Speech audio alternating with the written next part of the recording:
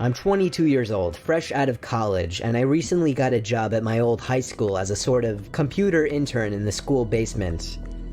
The basement of the school is very messy and disorganized, but there is a small 3-person office that's actually very nice down there.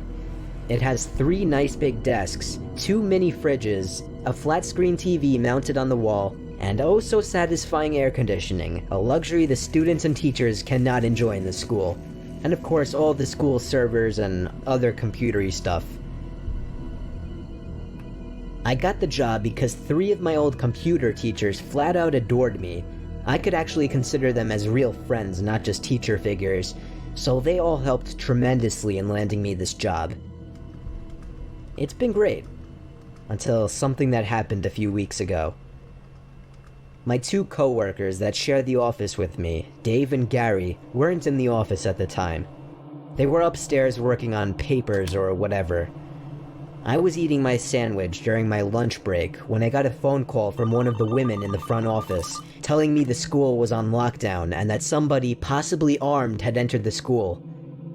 There wasn't much that I could do other than turn off the lights because, surprisingly, as nice as this little office was, it didn't have an actual door to it, just a big opening, and the door to the whole basement didn't even have a working lock.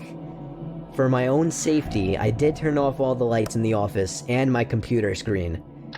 I kept my phone on the desk, texting both Gary and Dave, but they wouldn't respond.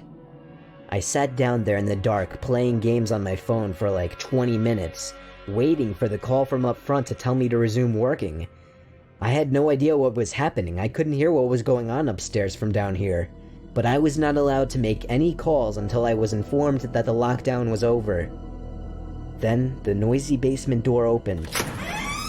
As the creaking echoed across the basement and into my office, I sat up from my seat, wondering if I should call out Gary or Dave. I was eager to get some info from them. Someone then came running down the stairs, and their footsteps were approaching my office. I pushed away my chair and crawled under my desk. Somebody entered the office, but did not turn on the lights. There was just silence. I can't even describe the fear I was experiencing. I felt like if I made one sudden noise, I'd be a dead man. Suddenly, my phone dinged as I got a text message. I felt my entire world shrivel up and die at that one moment, as I clenched my teeth in fear. Footsteps suddenly moved closer to me until I finally dove out from under the desk in capitulation, begging whoever it was not to kill me. And just then, someone grabbed my arm and pulled me up. It was some guy in a red plaid button-up, jeans, and a reddish-black cap. He told me, "It's okay, I'm just down here hiding with you." "What's going on up there?" I whispered to him. He kind of ignored my question and asked me if there's an exit down here. I told him, yeah, around that way. Before he could do anything else, I asked him, "Who are you?" There was a brief moment of silence. Before he started explaining he was coming in to pick up his son, when a teacher told him to hide. After his explanation, I checked my phone and saw the text I received was from Dave.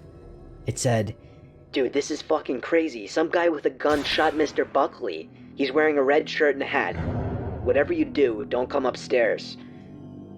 I was about to reread that text out loud to the man, until I realized. I looked up, and felt my stomach sink. The man seemed to catch on to my suspicious stare. Panicking, all I could think to do was to run for the upstairs.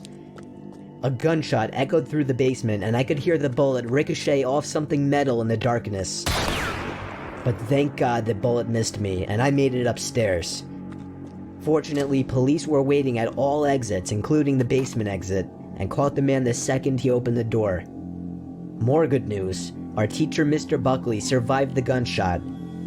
It was later determined that the man and Mr. Buckley had some beef for whatever reason, but that was never revealed. All we know is that Mr. Buckley couldn't have done anything that would have warranted this kind of reaction. And I know that the sound of that gunshot will forever echo in my mind.